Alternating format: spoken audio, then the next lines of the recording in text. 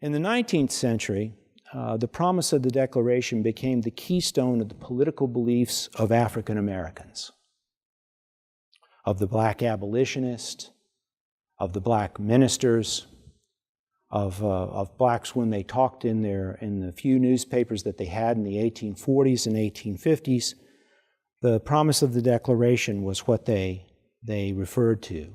The Constitution, because it had compromised with slavery, it had had a 3/5 clause in it that made slaves 3/5 persons.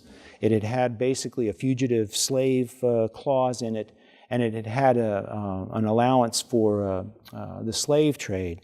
They felt that it was tainted, that it was a tainted document because it had compromised with slavery. But the Declaration, when it was applied to all, was a powerful freedom document. That was the way they saw it. The supporters of women's rights, because they weren't all alone in this, abolition and women's rights went together in the 1830s and 40s, and they grew together. And in 1848, at the Seneca Falls meeting of the group that was calling for women's rights, for women's suffrage, turned to the Declaration of Independence as their inspiration. They made it the centerpiece of their demand for equal rights across the gender line. Frederick Douglass, the famous black abolitionist and editor, the editor of the North Star, his newspaper that he brought out in Rochester, New York, made a very famous speech in 1854, his 4th of July speech, in which he asked, "What does the 4th of July mean to a slave?" And in that speech, it's a powerful speech, a moving speech, he doesn't reject the Declaration of Independence at all. He just points out the contradiction.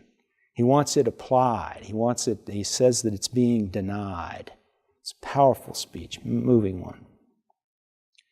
And in the midst of the Civil War, Abraham Lincoln, when he was making the war to end slavery, after he had issued the Emancipation Proclamation in 1863, he invokes the Declaration and its promise of a new nation in his great Gettysburg Address. So the thread is running there clearly to the abolition of slavery and the Declaration of Independence, and Lincoln is purging the American tradition of its taint of slavery. At the urging of Douglass, he enlisted almost 200,000 black soldiers to bring about the liberty that was promised in that document.